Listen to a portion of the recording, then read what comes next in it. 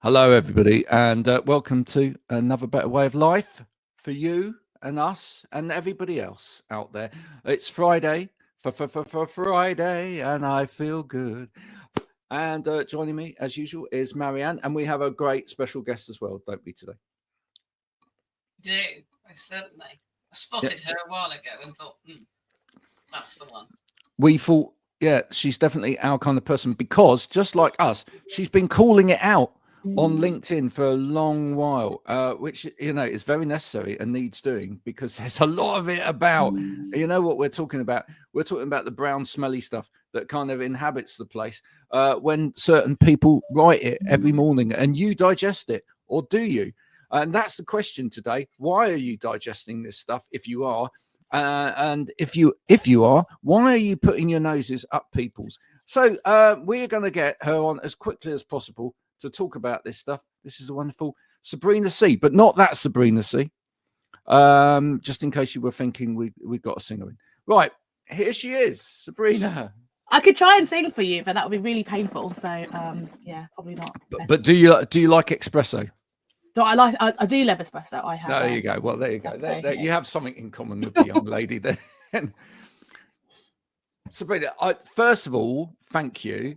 Secondly, let's go back before we even start kind of dissecting where we're at the moment with LinkedIn. Let's go back on your LinkedIn journey. When did you first come to the platform, and when you did, what was it like at that time? Yeah, it feels like a long time ago. Like I it's funny because when I say, I've been posting for a few years, people are like, you haven't grown very much, have you? Is the initial reaction that I get, because all these influencers say they grew to 0 to 100k followers in 6 months. So, yeah. Well, I was just going to say I've actually shrunk since I started posting on LinkedIn. I was 6 foot. I think I'm probably just under now. That's what absorbing all that BS does to you. Yeah, exactly. Yeah, so I joined probably about 5 years ago. It was before, I think, just before the pandemic, maybe, or around the pandemic time, and I took to it. I think, like, obviously you sign up to an account, you don't really think about posting. I definitely started posting regularly during the pandemic. And when I joined, it was actually a really great place to go get real insights. Like, I really liked it. People were writing articles. I don't know if you remember Pulse. Like, it was the LinkedIn, like, blogging platform, and like I think I've still got an author thing by my name. I used to like put my articles on there, which you can still do now, but they're like newsletters and it's not as big a thing. But I don't know, people would go on there and it'd be genuine thought leadership, like the original term of what thought leadership was. I'd go on there and every day I could learn something. I actually learned something new. Like, I loved doing that, and I loved networking with people who were more serious about business. And as someone who's, you know, been an entrepreneur pretty much most of my life, but like obviously professionally over the last 15 years, like I, you know, wanted to network with other entrepreneurs who were talking about real things. And I felt like Instagram was definitely more showy offy, like look at my life, look how perfect it is, blah, blah.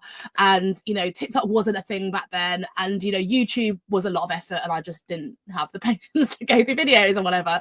So, you know, and Twitter was crazy beyond belief, even pre-Elon. So it was more about LinkedIn. So when I discovered LinkedIn, I was like, this is really cool. Like, you could actually sit there and write long form content. And you know, I love to write. I have lots of opinions, as you know. And so it was a perfect medium because you could put a bit of everything on there. So I kind of used it as, I still do, as you probably say, I use it as like an outlet. I've never had an intentional LinkedIn strategy. I've always just done it Therapy. What's that? It's therapy. It basically is. So anytime something would happen, I'd just be like, this is annoying. But I think it was well received just because other people were thinking the same thing and going through that same thing as an entrepreneur. But I was the only one writing it. Like, and you know, people used to tell me that I was too negative on LinkedIn because I'm telling the truth. And actually that's a bad strategy because my clients would see it and see me as weak and all that sort of stuff. So I was doing the whole authenticity, vulnerability, all this buzzword malarkey before it became a thing. And I was criticized for it, and I was told that I was an idiot for it. So I don't know, it's but you were doing real authenticity, yeah, right? And we'll come on to that in a minute, because what has actually happened now is we've moved from a period of authenticity to pseudo authenticity. We've moved from do you know what the analogy that I keep using out there is, I don't know whether you've seen any of those programs about artisanal branding, right? And how that's worked. So originally in the kind of marketing world, what happened was a lot of the big brands were competing against each other for being the biggest brand. And suddenly what came along, and the power of the internet enabled this, were a whole load of smaller brands that sold you the real experience, right? Especially in the sort of food world, right? And it was like, you know, Tony and Jane have been around the world, have traveled extensively, and they've discovered the best ingredients for their baked beans comes from over here, and their baked beans have this particular essence in them, and you know, and then they went to various festivals around the world where people could try their baked beans and they fell in love with them and all of this sort of thing. And those stories to begin with were real, but then suddenly what happened was the big companies thought, A, we're losing market share, and B, this stuff is powerful, right? So what we're going to do is we're going to start making this stuff up, right? And there's been some great programs on it where people have talked about certain brand of very artisanal kind of tea bags, for example.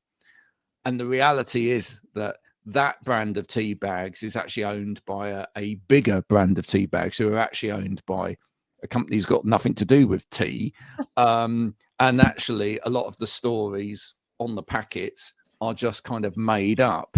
But what it's enabled them to do, and that if they talk about the kind of science of it, is it's enabled them to go, right. So rather than have to sell a box of 180 tea bags at £1 something, you can sell 20 tea bags at £5 because it's the same with certain shops. I think they all do it when they have their whatever farm or whatever they call it. So it's a made up name. Yeah, but you do get that when you can't help it. As soon as you hear that, like whatever farm or whatever, even when you know that that's there, you still think, oh, that's nice. It's a farm and you think, I know that this isn't even true. Yeah. And yet when you are doing it truthfully as a little company, properly, people don't buy into that. And when you've got the real stories and everything else, it's like, so we will come back to that. Tell us a little bit about what you actually do, Sabrina, and then we'll go on this journey of kind of unpacking LinkedIn as it is now. Yeah, so this is, do you know what? I feel like whenever someone asks me, this is the hardest question to answer. What do I? Because I do too many things is probably the answer, but it is. But as it says on my title, I'm founder of NOBS, which stands for No BS. And I think that already cuts the ice, because it's like everyone's like, NOBS, you're literally running a company called NOBS. What on earth? Yeah, I was brave enough to call it NOBS. And the idea is that NOBS is a members club for entrepreneurs where we are genuinely trying to build real relationships. We're not in there just trying to sell to each other. We're not in there to brag. It's like not a flexing contest. It's a place where you can grow your business, you can grow yourself professionally. It's all about actually networking and learning at the same time. So I always say that, like, I'm not there to try and promote get rich quick schemes. I'm there to promote get wealthy slowly schemes instead. Like, I feel like it's all about, you know, building that wealth over time, whatever that looks like. That doesn't necessarily mean money, but it's done in a slow, sustainable process.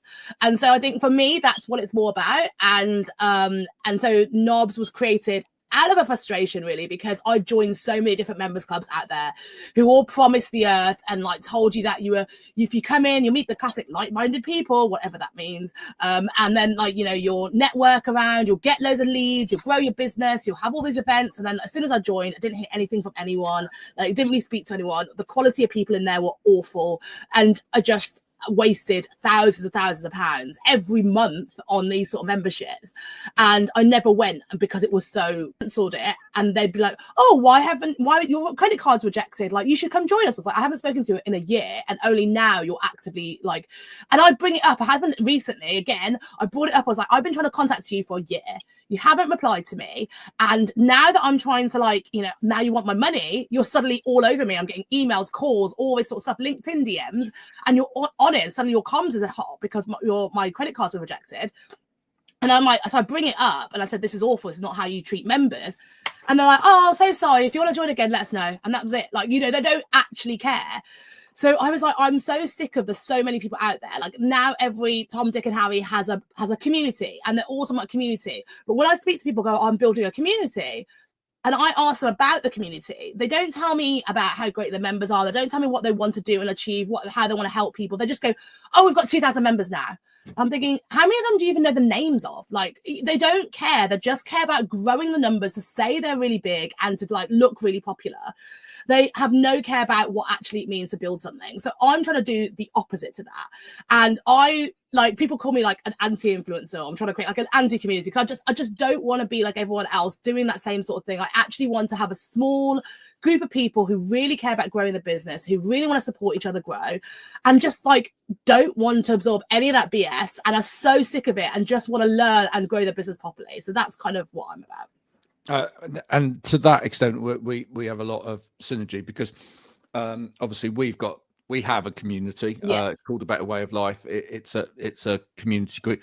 It's probably on a slightly different playing field from you as well, because actually the cost of entry is really, really small for that. And actually the one thing that we're concerned about is with the community and this podcast in general as well, and whatever, is giving a voice to some people that wouldn't have a voice out there, or that, you know, would not normally come up and shout about things because, you know, they see so much noise out there and that they don't know how to get through that noise and whatever. And if we can help them, I'm on there on a regular basis teaching people digital skills and things and whatever. So it's about, for me, it's about upskilling people and enabling people to be more confident in a space, and maybe then even going on and joining a community like yours. Do you know what I mean? Where when they've got that confidence and they've started growing their business and whatever else. And that's the other thing as well. I think people who are genuine about this sort of stuff don't see other people that are working professionally in the space as competition. I wouldn't see you as competition. You probably wouldn't see what we're doing as competition, because everything's very different and different for different people at different stages. And I think that there shouldn't be that. And so our whole motto is about collaboration. We try to collaborate with brands doing things already. And I was like, you know, you could collaborate with other communities and people join things for totally different reasons. Like I said, ours is very different, and we're very much big in-person things. So we're trying to concentrate on in-person events and that connection. And most others aren't. They're doing it online, and it's all about like accessibility to so many more people. We're not. We're trying to curate that in-person connection, which is very different. A lot of people don't want that, and some people do. And I think, like, you know, there's something for everyone. And like I was a member of various different communities that technically were competitors, and I still joined multiple of them because you get different things out of different ones and meet different people. So to me, I don't see people as competitors. I see it as like, you know, potential collaborators. Yeah, absolutely. And I think that's important. You know, and one of the things that we've been doing as well is making sure that it's equitable, that everybody gets a financial share in the community as much as they get a share in the community as well. Because again, we were like kind of looking at what people were doing on things like LinkedIn, and some people just seem to be getting a new house or a new car every week, or you know, tuition fees. Tuition fees for their kids to go to private school, or whatever else, out of people being part of their cult. It is, and it doesn't seem like it's a lot. Like I've had, Graham knows, I spoke to somebody recently about what I do to actually say, well, actually, I can help your members. I actually can help your members with something I've got. And my suggestion was about offering their members a discount on my product. And actually, as a member of somewhere, I'd love it if I knew that was rejected, because the only thing was this person wants to be a member of the network. And I said, but your network isn't actually, I don't think it's actually going to help me with what I do. And yes, it may only be £50 a month, but actually your meetings aren't that near me. And if I am going to leave my home, which means I say leave my kids, I don't mind leaving them, but it isn't just that now. My kids are a little bit older. But if I am going to go out and I'm going to expend that energy talking to people, I don't want to talk to people that I don't want to talk to now. Exactly. I literally don't have it in me. Yeah. And that's why, you know, I've gone to a few network things and I stand there, and because of what I do, it's not going to be something that lots of people are going to either see that they need or they dismiss me straight off. Then I get frustrated. And I don't really want to be using my time and my money when they're not actually listening to something. Like I thought, well, actually, if this person let me into their network or they'd even listened, because they didn't even have a conversation. I thought, I've just come with an idea for you. And it was worded, let me see if it works for our members. I thought, but I know it will. I know it will, because your members are like me. Yeah. So I know that it will. So it just feels like, to me, a lot of these networks are about just building somebody else's bank account. Yeah, I mean, it is. And a lot of them, and like some of the networks, they're calling them communities, but they are more like a cult. They're like, they have, you know, and all they're doing is arranging guest speakers to come in. So they've got zero expertise. They're basically just an organizer of events. And their events are talking about stuff that you could just view the same content on YouTube. Like, there's no difference between just viewing it on YouTube, viewing a podcast. You're not actually learning anything else. But I think people are feeling that they've got more of a community around them of all different people, which I get, which I totally get. But I think that what I think some of it is actually quite toxic, because what I've actually seen in these communities is little subgroups where they're just bitching about other people who are not in that community, or like, you know, and they're bringing other people down. Community should be about bringing people up, but a lot of it isn't. It's like, oh, actually, they're not part of it. Let's bitch about them and let's pull them down and stuff like that. And it's not right. I mean, I think, and I've heard from various people about various ones, that I think a lot of people get in because they don't want to be out. Yes. But then if they want to get out, they can't really get out, because they know that if they're out, they can't say anything about it, even if they did want to speak up, because they know, as somebody said to me once when I went to speak up about something, be careful, because that person's got a big army of people behind them. And I thought, we're not at school now, for goodness sake. But we are. This is bad. This is what it is. It is high school. And this is what I've noticed recently. Everything, we're back in high school now. We've got the popular bitchy kids. So you've got like a couple of like Regina Georges on LinkedIn who are just like with their little crew, and they've got burn books, they've got everything, like, you know, they've got, and if you like say anything bad about them, they will bring their entire crew and bring you down in the most nasty way possible. And which then is so bad. Yeah, and you've got other groups now saying that, like, you know, and something I was going to write about this week is the fact that I was told I wasn't pretty enough to be a female founder. What? Yeah, and there's stuff like this now. So I'm going to these, there's been events that people are going to, running like female founder events, but you only get in if you're a certain look, and like you have to, and I'm way too old to be a part of them as well. Like, I'm dead. I'm virtually dead then. I mean, it's ridiculous. So it's like, I'm too old, not good looking enough, definitely too fat, apparently, according to some networks as well. So there's like all this now sizeism, like lookism, ageism, and it's becoming this really, it's like a really nasty version, like I said, of Mean Girls. It really is. It's like, but it's come to business and entrepreneurship, and it's like, now, unless you are really cute and cool and you do this and you've got your Hermes bags and you've got your like little certain looks and you wear your yoga pants and you go to run clubs and you drink your matcha teas, like, unless you do all of that, you're not in the cool kids crew, and then you'll never be able to like be part of it. And so it's really weird. And the dangerous thing here is that, just like it was at school, is that people think that they need to change in order to become part of that, or at least be seen more. Mm-hmm. And they don't.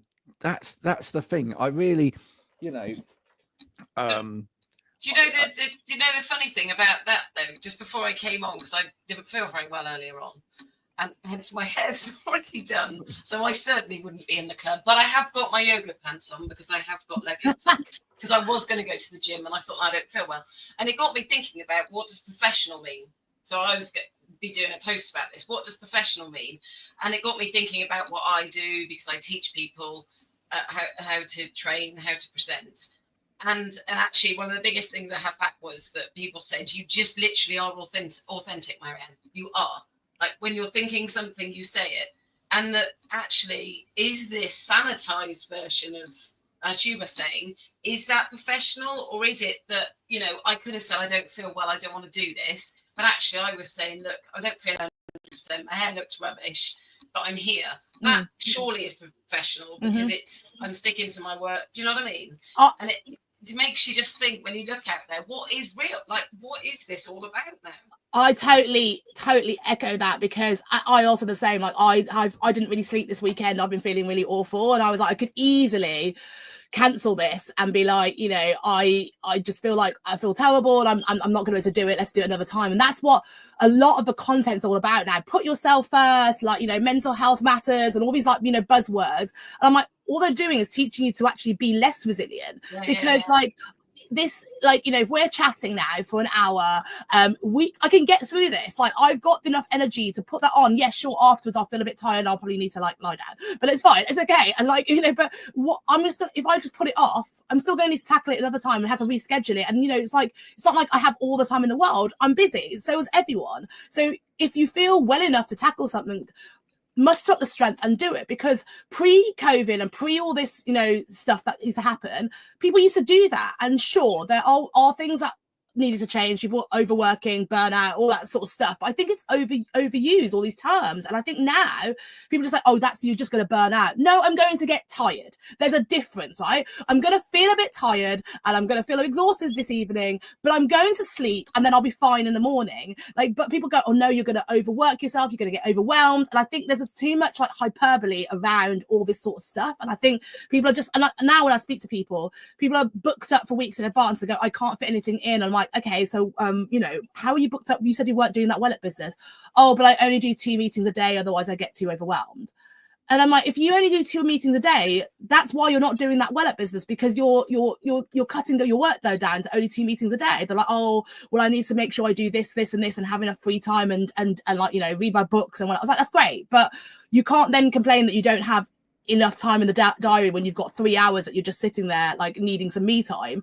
I just think there's a balance that needs to be there. Like, I don't believe in hustle culture. I don't believe in full manifestation and instant work-life balance. I always talk about the healthy hustle, the middle ground of like, you know, you have to actually work hard and like rest hard to be able to do this. But I think it's so messed up at the moment. It's like one extreme or the other just doesn't work. I was reading somebody, I don't think it was your post, it was somebody else, I can't remember who it was, but somebody said, oh, all this is a load of rubbish, you know, we're all supposed to just be ourselves now, but actually when you come to work and you are yourself, you open your mouth and you've upset somebody and they're having a nervous breakdown because you've said this and that to them, and you think it was so true, because you almost now aren't allowed to have an opinion about anything, because that, for fear of upsetting somebody. And I always say, I don't really believe in you know, when people say they're triggered, and I think, well, actually you've got to look at what's underneath that, but also the being offended bit. To me, I choose whether I'm going to be offended daily, well, not daily, probably not daily, but you know, I lost my dad to suicide, and I could jump around over the fact that lots of people make comments to that, because it comes up in our vocabulary now. It does. I even use those comments, but I choose not to, because actually it's not me. Then if somebody says something to me and they're saying it to not be very nice to me, my response to that is, well, I don't want to talk to you then. Not, oh, you've upset me because you're being really nasty and stuff, because that's not how it is. And I think you're right. Now I've got 2 kids and I teach them to be resilient. You know, I've got a child, one's not very well today, and I have a fine line because my their dad was brought up with, you know, mum didn't work, so they had a very different upbringing than I did, where my mum worked, and I literally, my arm would have to be falling off for me to not, you know, if I didn't want to go to gymnastics, it was like, if you miss it again, you're not going back again. So I've probably got a bit more of that hard way about me, but I feel like if I don't, then I'm not teaching them to be resilient, as you said, to be resilient. You know, we get tired. I'm shattered, you know, probably a lot of the time, but that's life. And Well, resilience is really important. I mean, I think I said to someone over the weekend, I think I've had one day off in 35 years in terms of illness and whatever, because I'll plow on, you know, etc. But it's the narrative that's the most important thing here, because, and it is difficult. We want to be open. We want to be honest. We want to be vulnerable with people. We want to be authentic with people. But the difficulty is, and this coming back to what we kind of started with, the difficulty is when so much of what is out there is not real, authentic narrative in the first place, because now we're kind of fighting our narrative. However, you know, we're trying to balance that. We're trying to not sound like we're too much this or we're too much that, and you know, we're trying to be real with people without it sounding like we're whinging and whatever else. You know, we're trying to find that narrative that kind of works out there on social media, etc. When people are making stuff up on a day-to-day basis, becomes more difficult, because it almost feels like I've now got to compete against that, right? My real world has to compete against their, and when someone's like, you know, it sounds like a plot from EastEnders or whatever, right? It's some, you know, some kind of outlandish movie plot where, like, you know, oh, you didn't realize that the you know, the cousin is actually an assassin, and you know, they've done this, or like, what, her mother's brother is actually the king. I mean, it is that nonsensical, some of the stuff that people make up, and people are struggling now to be themselves out there because they're seeing all of this stuff. I'm going to ask you, Sabrina, one of the things that I talk about a lot is I don't think people read people's posts across a period of time, and that I think shows a lot, right? And so what I'm going to say there is, if you see one day, and I don't know whether you've noticed this, if you see one day somebody saying this, right, do you think people then actually follow that across maybe a month of that person's output and actually see the inconsistencies in what they're saying? Because when you spend as much time as I do on something like LinkedIn, which is pretty much all day, you can see it, and you can see these inconsistencies where, and I've said it before now, where somebody goes, it's been dreadful this month. I've you know, my business is on the ground at the moment. I'm, you know, I set to lose all my money. You know, I might have to lose my house. You know, I'm not sure what I'm going to do. I might have to file for bankruptcy. Next day, bang! I've done 10 figures this month. It's like, what? Now, what is wrong with people that they can't actually look at a set of, because that's what it is here, data, and go, well, that doesn't make sense. If you don't call anybody out on it, though, that's not how this happens. How do you call someone out? Because then you're told you're bitchy. No, I mean, that's my job. I call people out on it all the time. Well, you're bitter for it.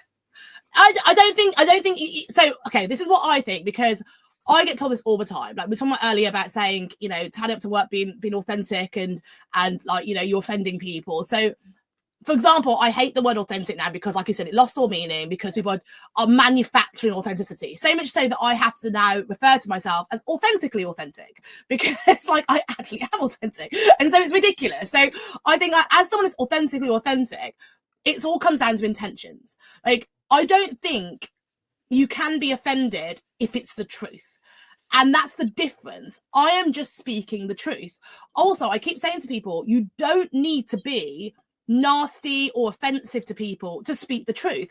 My posts are actually really diplomatic. Like, and that's what people know me as. I'm actually diplomatic. I don't actually try to offend people. I never have. All my life, I am the diplomat. Like, even on that 16 personalities test, I think I am the diplomat. Like, you know, that's what I'm rolling. I'm very much like that. The only reason I do this is to help people, to help those who are more naive, who don't realize what's going on, to actually be able to sniff out this BS, right? So, yeah, but someone's only going to be, they're only going to associate with the BS if it's only going to offend them if they actually, exactly. So when you hit a nerve, so like I was just wrote in my recent, you know, BS of the week, is that I'm now blocked by most of the top BS creators because they've found out about this list that they keep making it onto, and they have to like block me from seeing their content so that I don't be like, what is this nonsense, and call them out. Because sometimes when stuff is like, sometimes when they're just like lying, I'm just like, you just do what you want to do. I'm not gonna do it on every single post.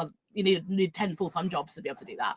So I'm like, I just can't do it. So, but only when it's actually harmful to other people that I actually write something. So I'm like, that's, you can't be spreading that message around when you've got so many thousand followers. You have a responsibility to your followers, because at the moment they don't care. If someone who takes their financial advice and then ruins their business and millions, they've always got an excuse. They'll be like, oh, because they didn't do this, they didn't do this. And I'm like, no, you have a level of responsibility here. Obviously, also followers and people need to do their own research, but not everyone understands how. And when someone's so good at personal brand that they've manufactured in their entire backstory and filled in all the details and fabricated every part of their journey, most people who do their surface level research are going to find stuff that tallies and matches up. Yeah. But when I like dig into my Jessica Jones and I go really deep into that, I find all of the like, you know, discrepancies there, and you find out the financial information, there's fraud, there's all sorts of stuff. Like some of the top influencers, they've like actually,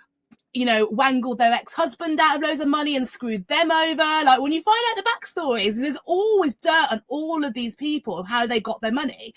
And so you realize there's a lot of stuff here. So going back to the original question, which I've now forgotten what it was. Wait, what was the original question? You were saying about, oh yeah, the inconsistencies over time. Right.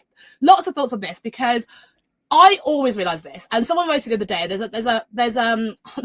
There's one team, I'm going to put inverted commas, there's one guy basically who's paid people to act as his team on LinkedIn. It's very sad. I think they made number 2 BS of the year last year on my list. Yeah.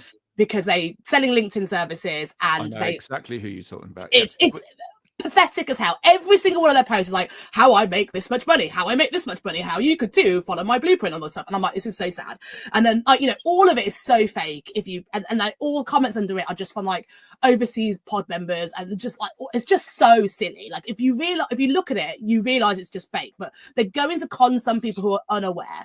And like every week the number changes, and they forget what they've said, like you were saying. Like, so, like, next time I make 40K, but now they're doing it in dollars, so it sounds more. So now they're on $50,000 a month, right? So they're on $50,000 a month, which is their current revenue, which ironically is actually nothing if you're supposedly employing 5 people. Yeah. If you think about it, it's like a lot.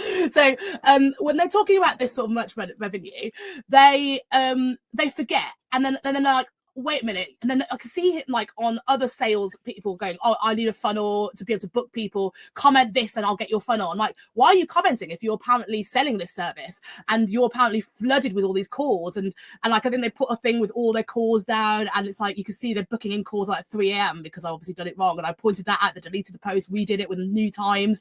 And like, you know, you can see all this stuff, and I'm pointing out the inconsistencies, and people are starting to see it. But the problem is they're not hoping for that. They're hoping for people to just land on it for the first time and con those people. And I think another thing is, like you just said, Graham, you spend hours a day on LinkedIn.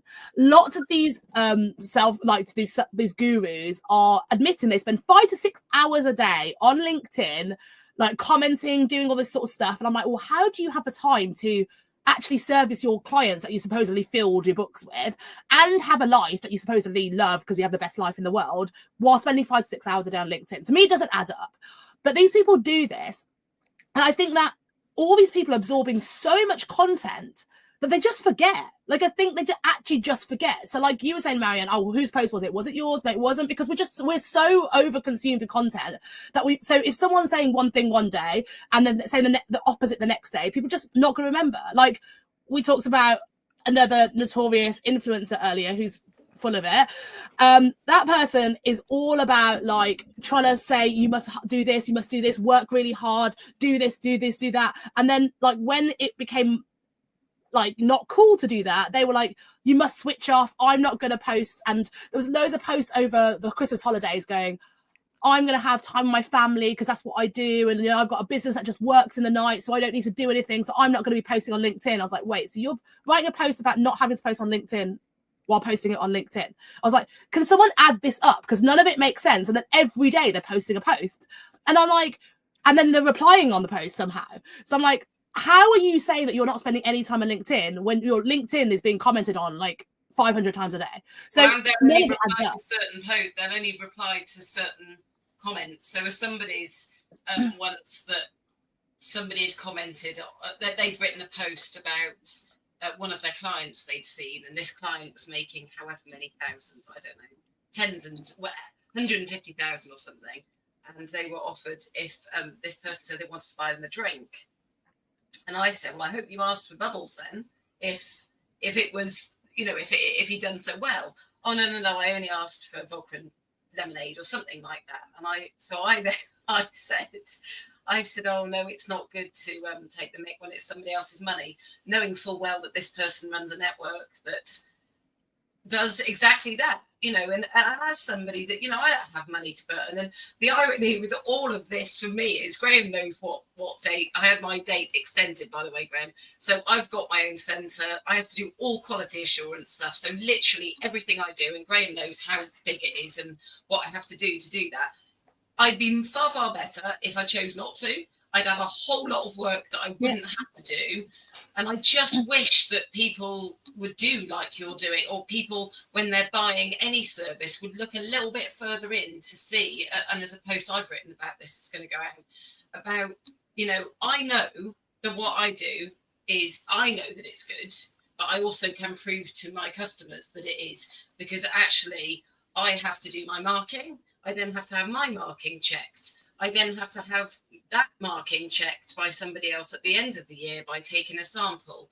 I then have to have my qualifications checked. I have to have my person that does my quality assurance checked. Graham has to be checked. Everything has to be checked. It costs a lot of money to do that. It costs a lot of time. And I just wish that people would start realizing that if you pay cheap, there's a reason probably why you're paying cheap. And as you said, you know, and there's those other people that are all glitz and glam. I'm not, you know what I mean? I'm not. And that's because I'm either battling with the fact that I have ADHD and my head's like either all in it or not in it. I'm actually trying to do, like you said, the best for my customers instead of fabricating. And I look at all of what you just said and I think, wouldn't they be easier just doing their business like properly instead of...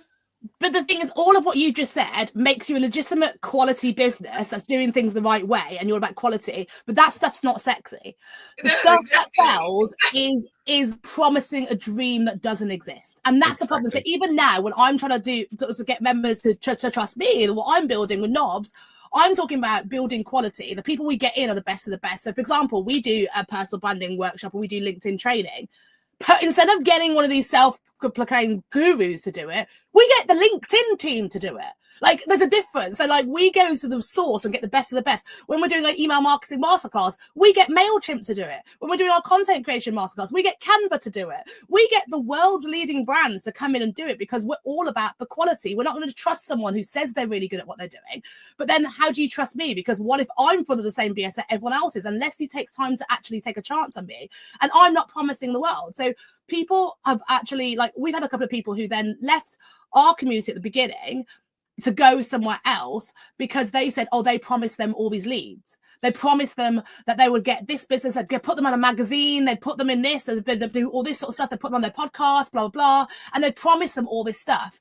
They said that they're in there now 3 months or something. They haven't even spoken to them. They can't even answer an email, but they've been signed up for a year. So now they're like tied in. They go, I wish I could come back, but I can't afford it, blah, blah. So some of them have said, oh, just come back and, you know, don't pay me until not, you know, you can get some money back off that person. But I'm just like, this is what's problem. And like you were saying earlier, Graham, that you're trying to compete against people who are lying. It's really hard. Every day I'm sitting here thinking, right, I'm competing with a bunch of people who are just lying in every way possible to get their business. And I'm trying to tell the truth and hope that the truth will just be enough. But almost it's never enough. And I spoke to someone the other day and they were like, oh, it's just a game. LinkedIn's just a game. You have to play it. I was like, I don't want to play it. I was like, I don't want to do this. Sure, I could play it, but at what cost? Like, you know, what am I going to achieve from this? And sure, like, say if I bought all my followers and went to like 50,000 followers or whatever and had engagement on every single post, it's so tiring. And then, like, how expensive is that going to be? Your morals, like all this sort of stuff, like what cost? You're not even going to get business. You're just going to look popular. You're not actually going to build business. Yeah, but isn't that the world? That's what it feels like. I mean, somebody approached me about the irony of this is it wasn't wasted on me, but I think it was on them. I don't really know if it was.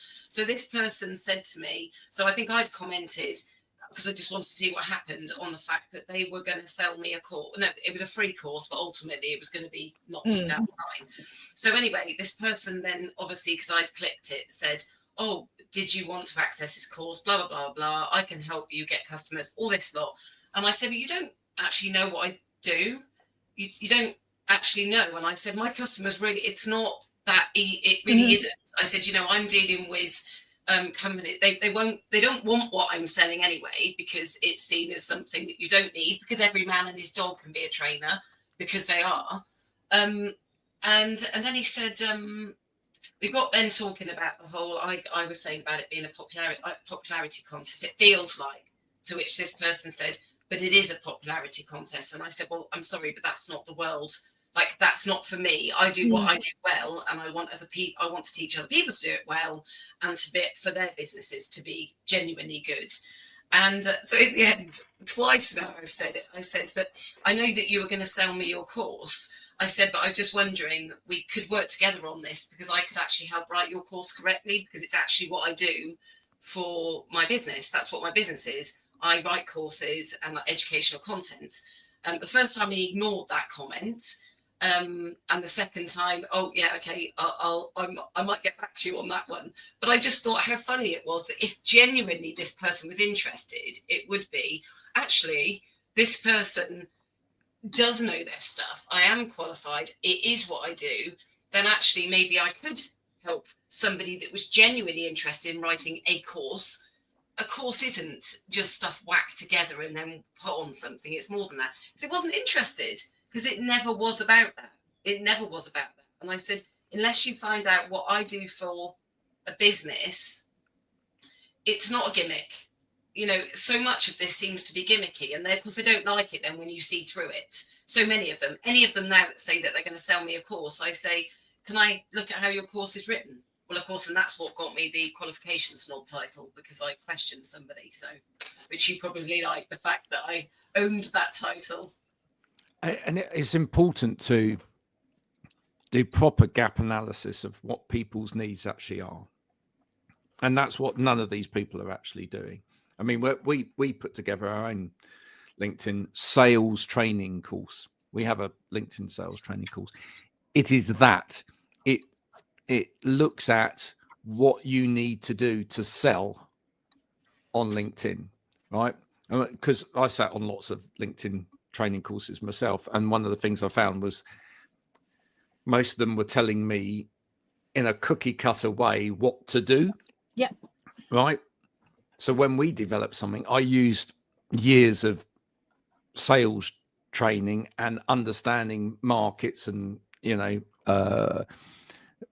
being in C-suite at various organizations as well, to actually look at helping people over the duration of this course to understand or to develop their own ideas about how they're going to approach LinkedIn and develop their own strategy, and then come up with ways of measuring and understanding that strategy, because that's what's important. Yeah, but that side of it being right as well. Because I know that people laugh at me for it, but I do feel very strongly about the fact that, it is what I do. And when I see so many people then saying, I've written a course, And I'm like, no, you can write a course in half an hour. And I'm like, no, you actually can't.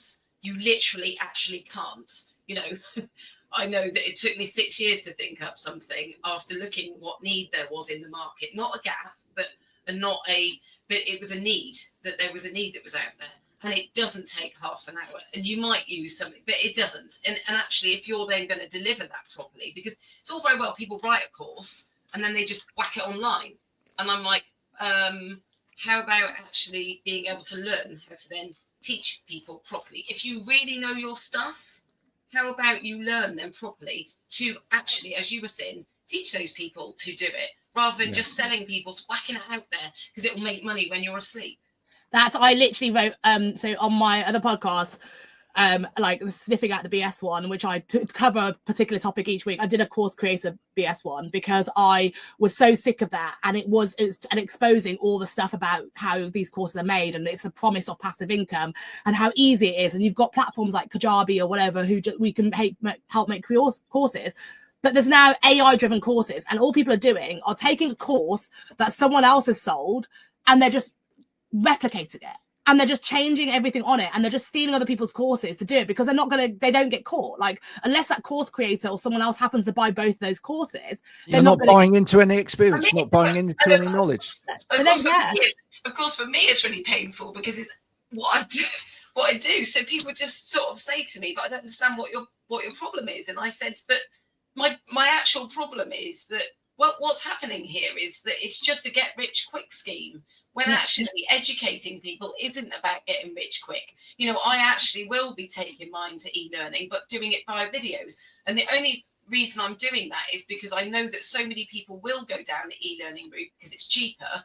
And I'm like, well, it's not, I suppose if I can't beat them, I've got to join them, but do it in a more ethical way. Because the way I look at it is, if they're going to get it for e-learning, which they're going to, I would rather they purchase a video of me teaching than going and getting the other route, where, quite frankly, most of these training companies are run by they've got investors. They're no interest in whether people succeed or not. There isn't. And Graham knows what I feel about my business, because I do genuinely care, because it's not just bums on seats. If it was, then I certainly wouldn't actually carry on.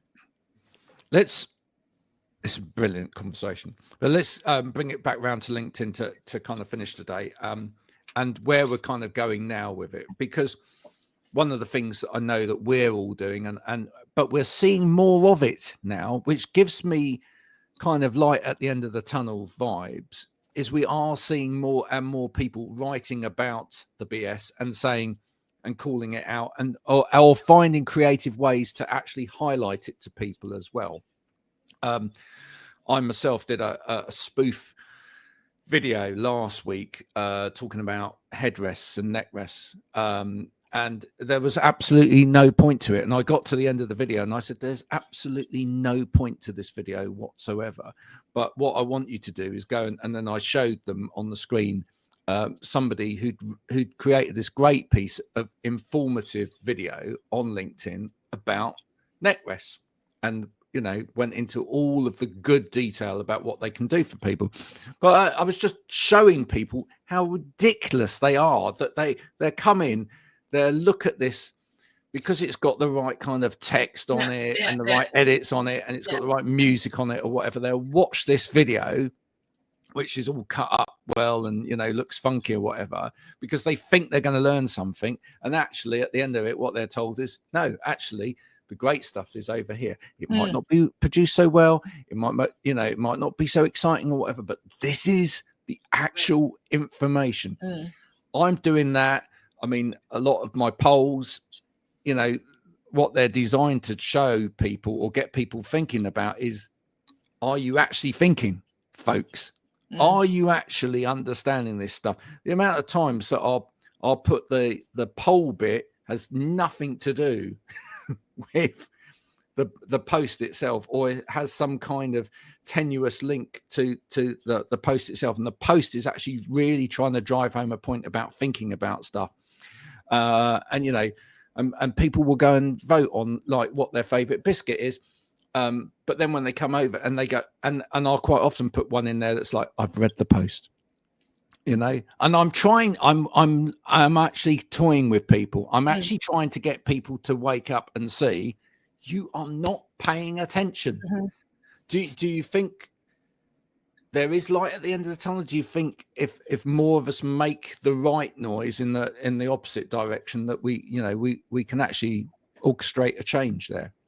Yeah, I put yesterday that I feel like there's a bit of a glimmer of a hope, because I'm seeing so much more content now about the BS, and I think people are waking up to it. And I think that the problem is creators are getting lazier, and all these guys who, for example, think about all the people who've manufactured their content, like, so, you know, engagement pods, buying likes, buying followers, like, you know, lying about their income, photoshopping, you know, photos, like, you know, in front of the Learjet. Yeah, fake studios, exactly. There's like rented jets with all that stuff, like, you know, fake holidays, all that sort of stuff. There's a whole ton of it, right? But that gets really old really quickly. And like, how do they? So these people are, for the last couple of years, have been doing this. For example, 2 years of it. So what they've actually not been doing is running a business, getting an experience, actually using their creative mind. So they're really rusty. So the problem is these guys are going to get like burnt out from the fact that they've got nothing to give anymore. Like, that narrative gets really old. Like you were saying about, you know, the guys I'm talking about who write every single day, here's how we make whatever amount of money a month. He's literally writing that every single day. Like, everyone's bored of it. And people are now on the comments going, yeah, bro, like, this gets old. Like, you know, like, it's people are getting sick of it.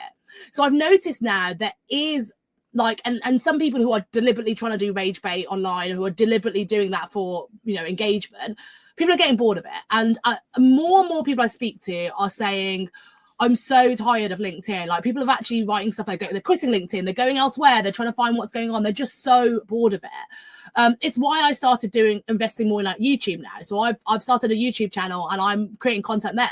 It's because I've also got sick of the tide of the content on LinkedIn, and it's become tedious. And also, I kind of want to show what I'm worth elsewhere to get to a different audience, to obviously get off that platform, and also get like people noticing it, because people on YouTube are actually willing to spend a bit more time digesting the content. LinkedIn is just a pure scroll, and they're used to seeing all this crap, and they just kind of skip over any of the good stuff. So smaller, great creators are getting missed on LinkedIn because of the big guys manufacturing the noise and just dominating the feed. So I'm worried about that. I think unless more people start to talk up, I think there is pushback on it, but I think you need people to really hold to that, because I was speaking to someone the other day who did a pushback post, and because they got negativity, they then deleted that post. And that really annoyed me, because that person does have a following, so they have some level of influence, obviously not as much as the other guys, but they still have a level of influence. Like, again, I'm only at 20k, but that's still a level of influence. People do listen to what I say. And I get so many DMs who say thank you, because I say the things that they want to say, but they don't have the strength to say it. So if you've got the strength to say it and own it. Don't then, like, just because people are pushing back. And this person, someone who says to me all the time, and I get negative stuff on my remarks, I go, you're not getting negativity, then you're not saying the right things. Because when you push back and you say the truth, people don't like to hear the truth, so they're going to give you negativity. If people are all agreeing with you, you're not saying something, you know, worthy enough. And I was thinking, he's had that same situation but couldn't take his own advice.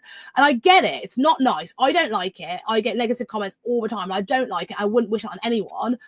But it's part of the journey, and you've got to always think about the greater good. And I do it because I want to have an old LinkedIn back again, where people are happy to be themselves, who are not afraid of being cancelled or being victimized because they said something like against what someone else's opinion is. Like, everyone should be entitled to their opinion, but respectfully. Like, as I said, like, it's all about respect. As long as you're showing respect to people. I disagree with people a lot all the time. There's someone on my feed, and I really respect her as a business person. We have very differing views on lots of things, lots and lots of things. And she turns up and she's like, nope, I don't think this. And I was like, well, I think this. And we're like, we just respectfully disagree and tell each other's points, but we still hang out. We still go for dinner. We like, because we just are different business people. And I think that's what it's about. And it's like, if everyone was agreeing, how boring would the world be? We wouldn't be able to function as a world. But I do think that people need to voice their opinion and stick to their opinion, because again, that is what authenticity is. If you're sitting there going, I can't write this because this is actually what I really think, and these are my real feelings over here, but actually I'm going to write that. And I'm like, well, that's not authentic. Like, if you really want to be authentic, you say what you feel, but you can tone it down. You don't have to like F and blind if you're like really angry. I was like, my whole brand is called NOBS. Like, it's controversial as it is, but I am not swearing in all my posts. I don't actually do that. I don't write profanity and I don't write offensive language. There is no need. No. And I just think I'm being very straight to the point and open and, you know, direct. There's a difference. There's a very big difference. There is. So stop blocking people, right? If someone disagrees with you, stop that, right? Yeah. But also one of my other things, because obviously this is what I thought fell foul to, only because I was told when I was blocked, it was that I was sent a screenshot. I would have not known what had happened had I not been sent the screenshot. I was then able to go over to another social media platform, bearing in mind as well that, you know, I've got ADHD and it's been a journey for me, and I'm okay with me, and I'm so with the rejection sensitivity, it's massive for many people. I was okay. I was actually okay, and I step out of myself and I looked at on the other platform all the comments, and I saw it for what it was, and I saw it for the fact that there was lots of other professional people joining in, calling him out, and someone said it's not a him, it's a her. And I thought, you don't even know what the whole of this story is. So all you people that are going that are professional people, so say, have just been having a go about somebody. Many of them call themselves feminists, or they're going to be there for. And I'm like, you're just having a go about somebody that you know zero about, and it was very inaccurate. And so I'd say for people, if you see any of that stuff going, don't join in with it. Call that person out on it as well, because or just if you know, take a check on yourself. Yeah. If you feel like you're being called into something you really don't know anything about, just don't. Yeah, I don't engage. I get tagged into don't lots engage. Of you know, and I don't, because I don't have an opinion. Look, you don't have to write something just because someone says do your comments a day. I get tagged into a lot of stuff that people consider to be BS. Also, I don't consider some of the stuff that they tag me in to be BS, because people are bragging about something. It might be true. They just seem like a bit of a, you know, like a git, but like, you know, I feel like I wouldn't, you know, call that BS, and I just don't have a comment, so I just don't write anything. You're not lemmings, folks. You are not bullying. It verges on bullying a lot of the stuff. There's a lot of bullying online, which I've noticed. And like you said about the blocking thing, I really don't like it, because I said it doesn't build up resilience. You are closing down conversations. It's essentially silencing someone. And I just think it's really wrong. Like, I was like, you've got to let people have a voice. Everyone's entitled to a voice. I've never blocked anyone other than the people who are sending me like really abusive messages, and that I just think are unnecessary. I don't even respond to it. But if people are disagreeing with my comments or have a voice or have an opinion, I let them talk. I don't block them. So I feel like you've got to be really, and then there's always blocking stuff is because they don't want to actually address the real issues, and someone's touching on a nerve that is obviously true that they don't want to admit to, so they think it's easier to block, and they go, I'm doing it for my mental health, it's like much better, I don't need that negativity. I was like, no, it's truth, and you just don't want to handle the truth because you're more than willing to live a lie instead. Do you know what? It's better for your mental health to actually deal with it. Yeah, it's better for your mental health. You know, probably the biggest piece of content that I've ever put out there, which is on YouTube. It's an interview with someone famous. It's now around about 20,000 views or whatever. There's a few negative comments on there. Trust me, there are a few negative comments, but I've gone back to every single one of them and said, let's have a conversation. Maybe there's something I can learn in here. If we treat people like that, if we are open to learning, you tend to find, even if they've got a slightly venomous tone to begin with, they soften their tone, and actually they go, well, you know, they might start by going, this is the worst interview in the world, and then if you then talk to them, they probably go, well, actually, you know, it wasn't that bad. I just, you know, and you find a middle ground. You'll never find a middle ground with people if you block them. You'll never find a middle ground with people if you argue with them. You have to just be the bigger person sometimes, and that's important. That is part of being resilient. We are out of time. Unfortunately, we could carry on forever, but what we would encourage you to do is just think a little bit more about the content you're consuming. If you want to talk to any one of us here today about something you've seen and that you're not sure whether this is, you know, or you're not sure how to navigate things like LinkedIn, we're not going to say we're the experts in everything, but just come and talk to us, right? You can start community today by talking to people that perhaps have a little bit more of an intelligent understanding of what's going on out there than some other people. Let's leave it at that. We will be back same time, same place next week with more of the same. Thank you to Sabrina for coming on today. Thank you, Marion, for joining us as ever. And look after yourselves out there, because it's a jungle. Bye for now.